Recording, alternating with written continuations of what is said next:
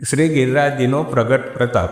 પૂજ્યપાદ મહોદયા ગૌસ્વામી શ્રી ઇન્દિરા બેટીજીનો એક પ્રસંગ કે જ્યારે આપ શ્રી નાના હતા ત્યારે આપ શ્રીના દાદાજી મહારાજ શ્રીએ વ્રજ યાત્રાનું આયોજન કર્યું. હવે યાત્રા દરમિયાન યાત્રાનો મુકામ જતીપુરામાં શ્રી ગિરિરાજજીની તળેટીમાં હતો.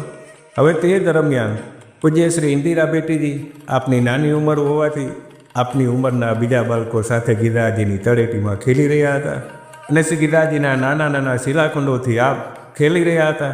ખેલતા ખેલતા આપશ્રીએ 2-4 ગિરિરાજજીના શિલાખંડો પોતાના ફ્રોકના ખિસ્સામાં પધરાવી લીધા અને એટલામાં તો જે સ્વચ્છ આકાશ હતું તે આકાશમાં કાળા ડિબાંગ વાદળાઓ છવાવા લાગ્યા અને વીજળીના કડાકાના ભડાકા સાથે મુશળધાર વરસાદ વરસવા લાગ્યો. અચાનક આવું જોઈને યાત્રાનાયક મહારાજ શ્રીએ હેલો પડાવ્યો કે કોઈ વૈષ્ણવે શ્રી ગિરિરાજજીને પરિશ્રમ આપ્યો હોય કે શ્રી ગિરિરાજજીને પધરાવ્યા હોય તો ક્ષમાયાચના કરીને યથાસ્થાને પધરાવી દેજો. આ સાંભળીને આપશ્રી ગભરાઈ ગયા અને ડરતા ડરતા આપશ્રીના માતૃશ્રીને કહ્યું કે અમ્મા, અમારાથી ભૂલથી શ્રી ગિરિરાજજીના શિલાખંડો પધરાવાઈ ગયા છે.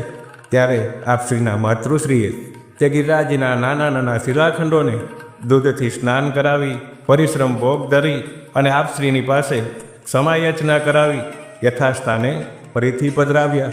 જ્યારે ગિરિરાજજીને યથાસ્થાને પધરાવવામાં આવ્યા ત્યારે જ આ પ્રકોપ શાંત થયો. આવો પરમ પ્રતાપ શ્રી ગિરિરાજજીનો રહેલો છે.